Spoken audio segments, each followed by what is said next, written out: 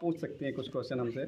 जैसे क्या फ़ायदा है? जैसे क्या फ़ायदा है ऐसे, मतलब आप इससे ये हमारा फ़ायदा होता है, सरकार जो हर 5 साल के बाद में ये सर्वेक्षण करवाती है। हाँ हाँ तो ये जो डाटा आता है हमारा हाँ। निकल के हर 5 साल के बाद में, इसी के आधार पर नई नीतियाँ बनाई जाती हाँ है। हाँ ठीक है, सरकार जो भी नीतियाँ बनाती है हाँ। वो नई नीतियाँ अगले 5 साल के लिए लागू होती है इस देश में। हाँ हाँ। और 5 साल तक उस पर सरकार काम करने के बाद फिर से ये सर्वेक्षण करवाती है कि जो हमने नीतियाँ बनाई थी या जो हमने अभी काम करवा रहे हैं वो किस स्तर तक हमारा हुआ है, हाँ। कितना परसेंटेज पहुंचा उसका है।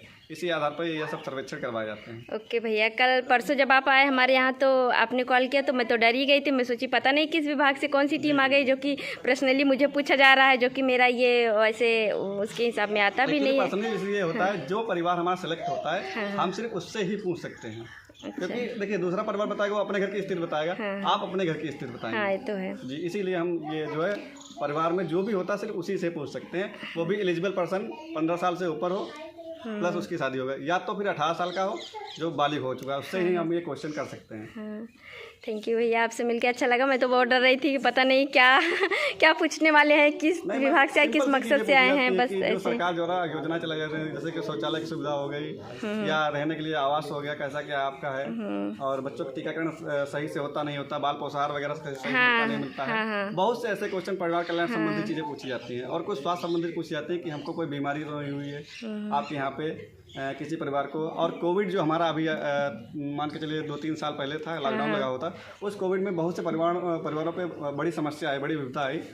उसके तहत भी कुछ क्वेश्चन पूछे जा रहे हैं कि कोविड में किसी का कोई नुकसान तो नहीं हुआ है और प्रॉपर्ली सभी को टीके लगाए गए, समय से नहीं लगाए गए। फिलहाल हमारे घर में तो सबको टीके भी लगे हैं और ऐसा कोई नुकसान भी नहीं हुआ है। जी मैम, वही बस कुछ जानकारी हम लोग आपसे लेंगे अभी।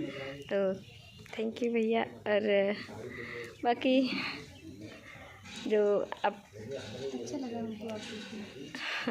मैं भी अच्छा लगा काफ़ी आप लोगों से बात करके, और जानकारी भी जो मिली मुझे, जो नहीं पता था आप लोगों से मिली जानकारी, तो इसके लिए बहुत बहुत धन्यवाद आपको, पूरी टीम को। आपके माध्यम से लोगों से कहना चाहता हूँ एनएफएचएस एक बहुत बढ़िया सर्वेक्षण होता है, सरकार के द्वारा करवाया जाता है। इससे देश में काफ़ी विकास कार्य भी होता है। तो लोगों से मैं अनुरोध करना चाहूँगा कि एनएफएचएस जब भी आपके यहाँ पे हो इसमें बढ़ चढ़ कर हिस्सा लें, और हमारी निर्माण की टीम का और हमारे IIPS की टीम का सभी का पूरा सहयोग करें इस सर्वेक्षण में, क्योंकि जब आप हमारा सर्वेक्षण करेंगे देश के आगे विकास में भागीदार बनेंगे और देश को आगे ले जाएंगे। धन्यवाद। थैंक यू भैया, आपने बहुत ही अच्छा बताया। और मैं भी अपने पूरी फैमिली से, जितनी भी मेरी यूट्यूब फैमिली है, मैं सबसे दिल से विनती करूंगी कि आप लोग पूरा सपोर्ट करिए भाई साहब। अगर किसी के भी घर पे अगर आप लोगों को ज़्यादा जानकारी चाहिए तो आप यूट्यूब पे या कहीं भी सर्च कर सकते हैं, देख सकते हैं। आप गूगल पे भी सर्च करते हैं एनएफएचएस क्या होता है, इसी के आधार पर बहुत सी नीतियाँ बनती हैं। जो इंडिकेटर्स हमारे दिखाए जाते हैं वो सब आपको उसमें मिल जाएंगे नेट पे। तो बहुत अच्छा लगा, क्योंकि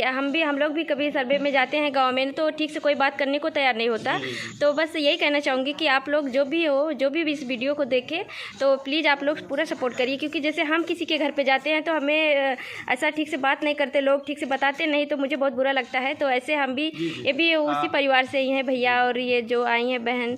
तो प्लीज़ आप लोग जिसके घर पे जाएँ अगर ये लोग, तो आप लोग सपोर्ट करिए और फुल सहयोग करिए। जो भी हमें जानकारी है आप बताइए, जो भी ये पूछे वो भी बताइए, और हमें जो ना पता हो आप इनसे पूछ सकते हैं, हम जानकारी ले सकते हैं। जानकारी हम लोगों से ले लीजिए, उसके बाद सर्वेक्षण करवाइए, जिससे हमको भी आसानी रहेगी, आपको भी आसानी हो, आपको पूरी बात पता लगे कि किस लिए हो रहा है, कैसे हो रहा है। अभी मैंने जब मिली थी तो मुझे बहुत डर लग रहा था। मैं सोची पता नहीं किस विभाग से आए हुए हैं, क्या करने के लिए, क्या मकसद है। मैंने बहुत कुछ सोच डाला, मुझे बहुत टेंशन हो रहा था कल से परसों से।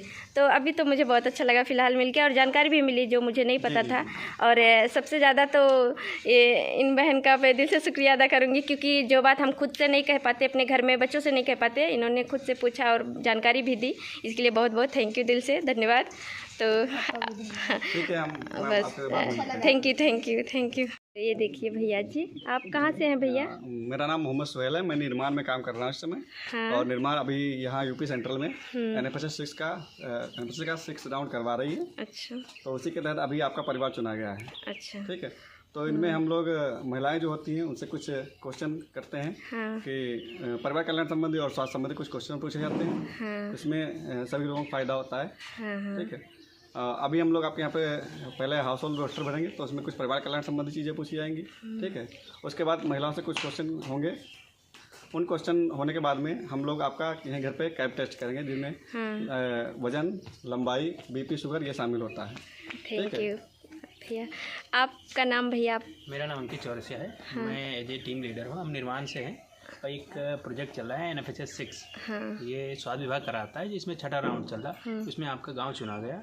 उस गांव में पहले 2 से 3 महीने एक लिस्टिंग हुई थी। लिस्टिंग में क्या होता है कि पूरे गांव की एक परिवार सूची बनाई जाती है, फिर सबके नाम आ जाते हैं। उसके बाद मेन सर्वे होता है हमारा 2 से 3 महीने में। उस मेन सर्वे में 22 परिवार चुने जाते हैं। उस 22 परिवारों में आपका भी नाम है। तो हम आपसे पहले आप सोल रोस्टर में घर की एक सामान जानकारी, फिर आप लोगों से बात करते हैं। बाकी आप लोगों का कैब होता है। अगर आप कुछ और जानकारी दी तो वो भी हम दे सकते हैं आपको। हाँ, आपका नाम क्या है? नमस्ते दीदी, मेरा नाम ज्योति है। मैं NFHS 6 में हूँ। मैं इधर फीमेल इन्वेस्टिगेटर हूँ, जो मैं आप लोग से बातचीत करती हूँ। हाँ, थैंक यू। ठीक, बहुत धन्यवाद। तो आप लोग